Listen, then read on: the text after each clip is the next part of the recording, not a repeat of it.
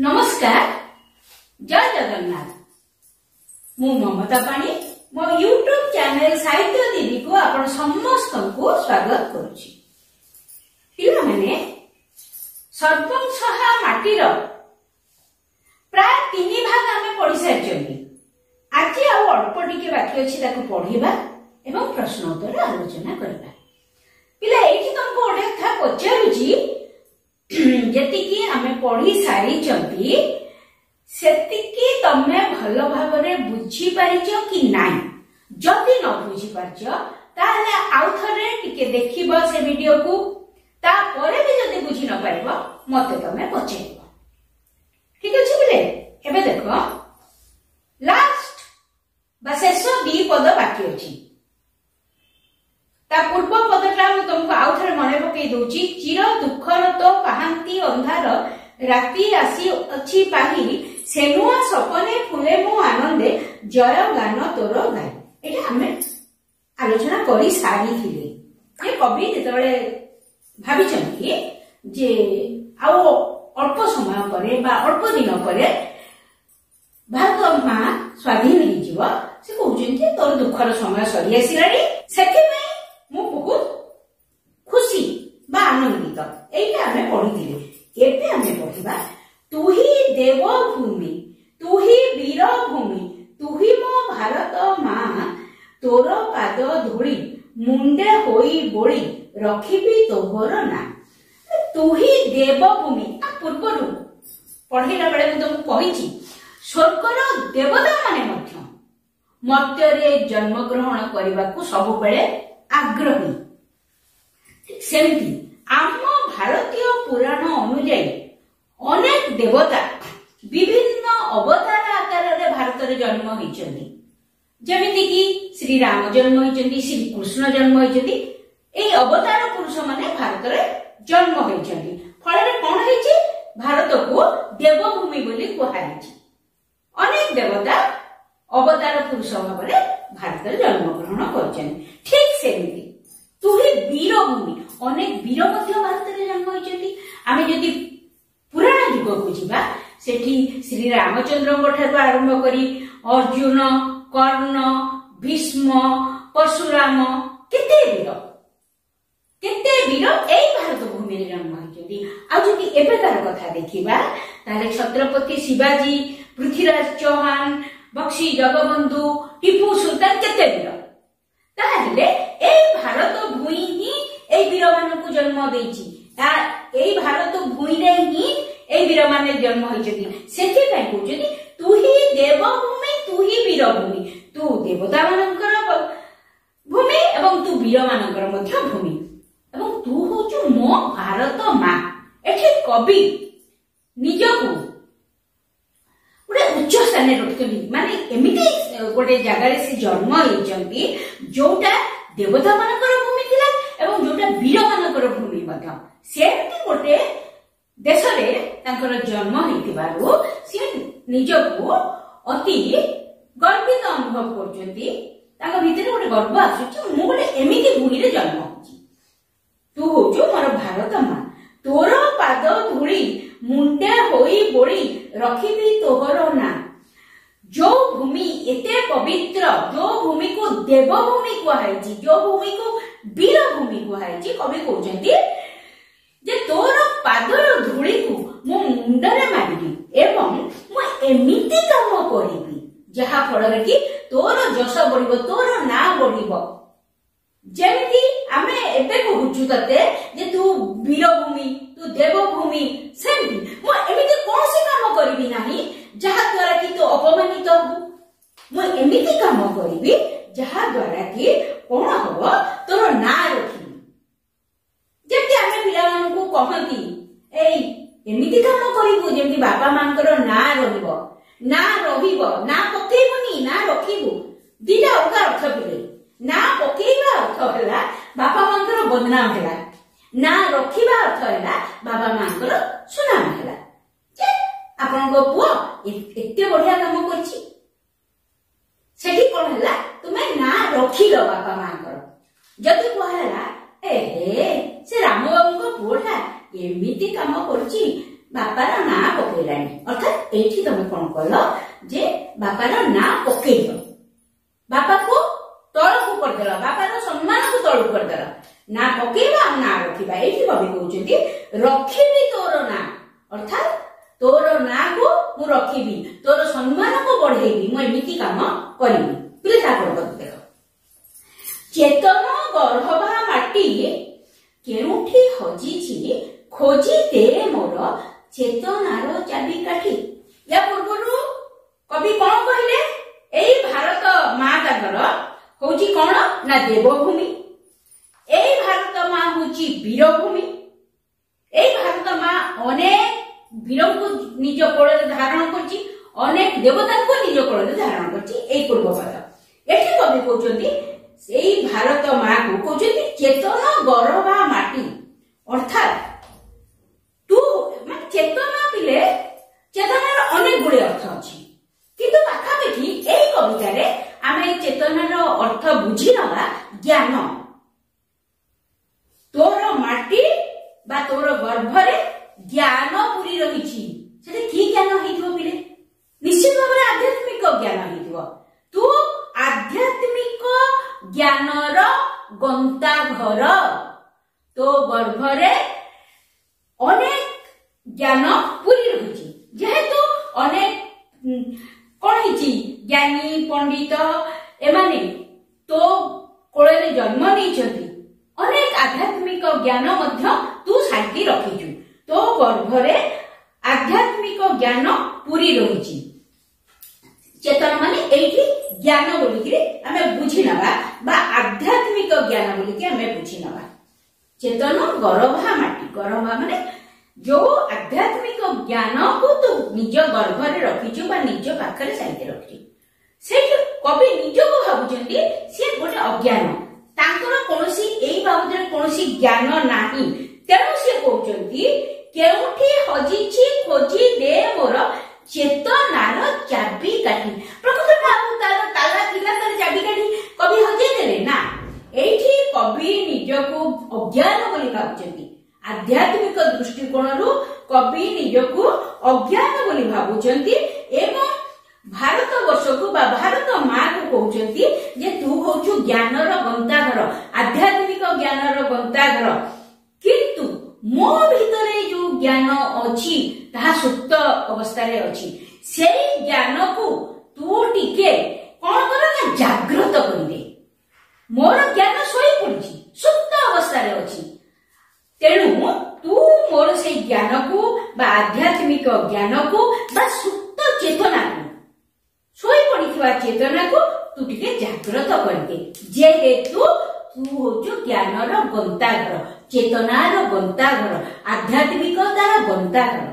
तेणु मोर सुप्त चेतना को बा मोर ज्ञान को तू टिके जागृत करिदे कवि एठी भारत माँ को कहउचंदी संबोधन करिके कहउचंदी जेहेतु एहा एक संबोधनी कविता पिले बर्तमान तो विषय सरीगला निश्चित भावरे मु आशा करिबी तमे विषयटी को भलो से बुझी दिबो आ न बुझिथिले भी पिले किछि चिंता नै से एई वीडियो गुडा को 2-3 थर तमे देखि देले बा सुनी देले तम पूरा पूरी विषयटी बुझी जिवो एबे आमे प्रश्न उत्तर आलोचना करिबा देखते निर्दिष्ट उत्तर मूलक प्रश्नर आलोचना पिले देख प्रश्न 1 नंबर होची बंधनी मध्यरु उपयुक्त शब्दवाची शून्य स्थान पूरण कर जेहेतु एठी जागार अभाव अछि बंधनी भितरे थिबा शब्द गुड़िक तम पई लेखि नाही तुमको केवल मु पढ़ी देबी बंधनी भितरे थिबा शब्द एवं एई वाक्य रे को शब्दटी रही शून्य स्थान रे सेटा मु लेखि देइछि देखो गोटे पढ़ी देले तुम जानि परिबो दिह सीना तोर पहाड़ पथर डैश पतर प्राण एडी शून्य स्थान अछि अच्छा कौन कौन शब्द से रखिछन्ती सबुज कौन बहड़ ताले देह सीना तोर पहाड़ पथर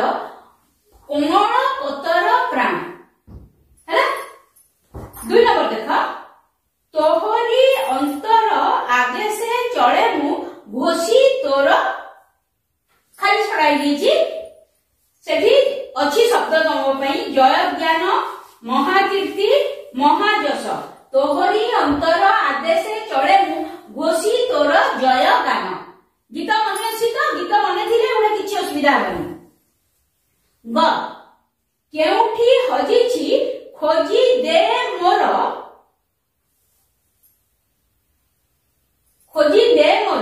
चेतनार चाबिकाठी हम तुम शून्य स्थान में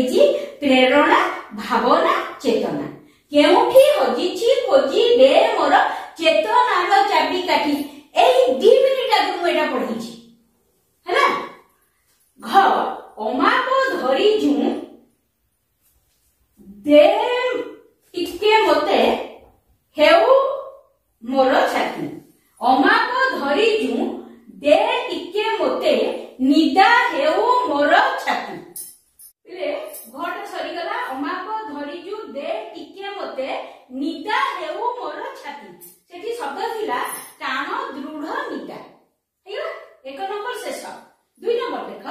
विपरीतार्थ बोधक शब्द लेख अनेक गुड़े शब्द अच्छी तार विपरीत आम लिखा जगार अभाव हेतु मु एमिति लिखी एठी दीटा एठी तीनटा एठी तीनटा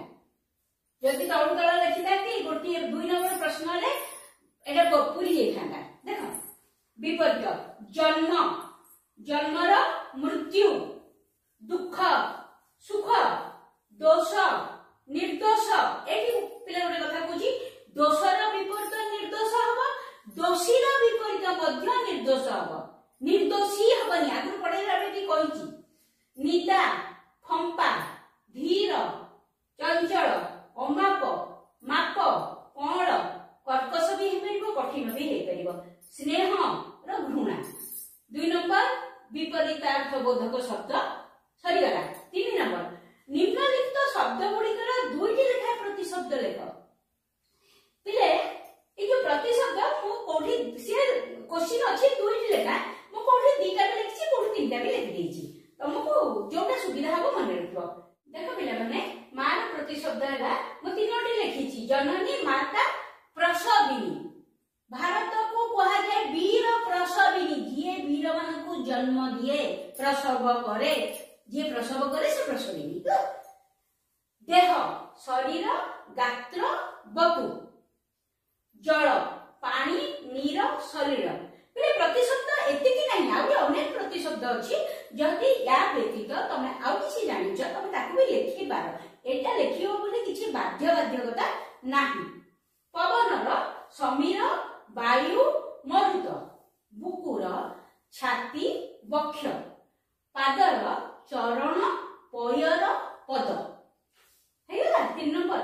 प्रतिशब्द सरीगला 4 नंबर को हमें जीवा निम्नलिखित शब्द मानकर गद्य रूप लेख पिले एठी मध्य मु सेमती भाग करी करी लिखिछि जागार अभाव हेतु स्नेह स्नेहर स्नेह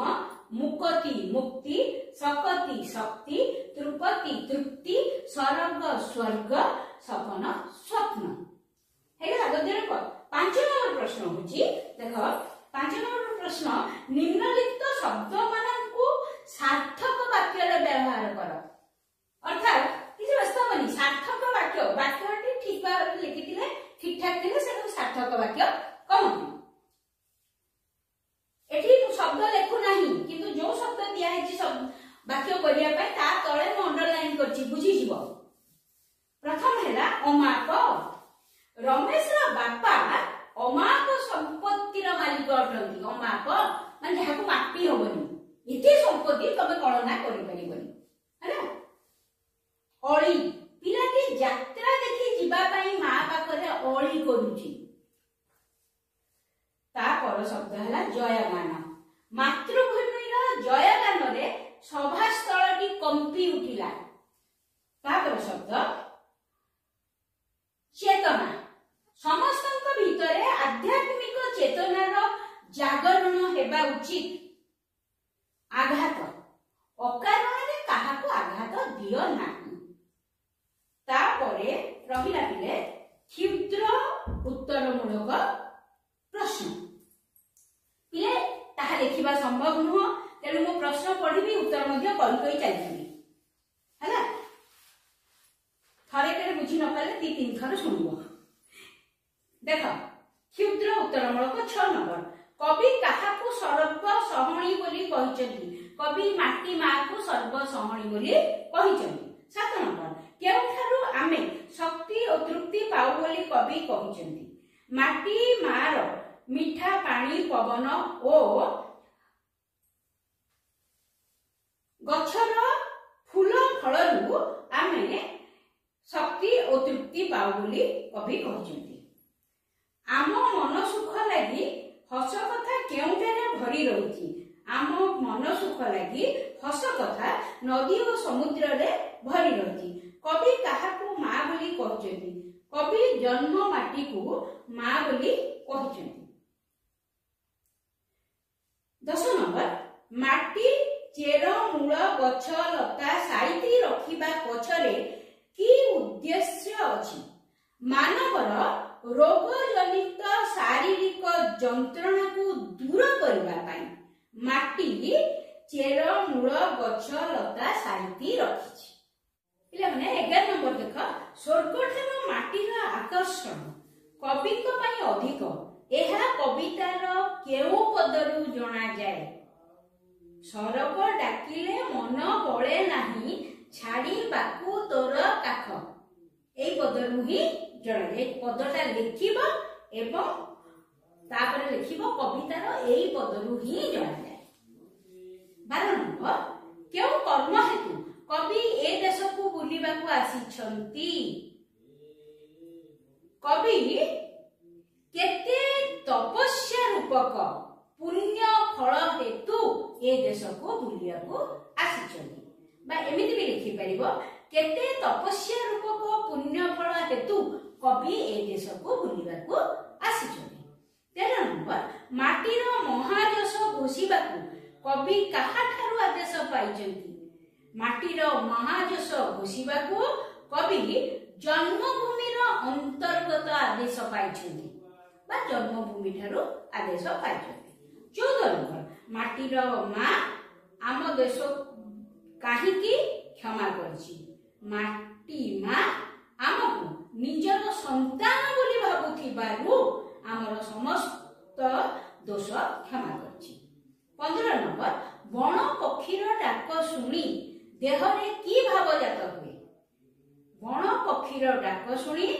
मनरे पुलक आसे और गर्व भाव आसे पिला माने आज तो विषयटी सरीगला प्रश्न उत्तर किछि आलोचना हेई गला मु निश्चित भाव आशा करी तुमको ए विषयटी भल लगी एवं तुम बुझी पारि ठीक अछि शेष तुम समस्त को नुआ वर्षर अभिनंदन जणाई रही।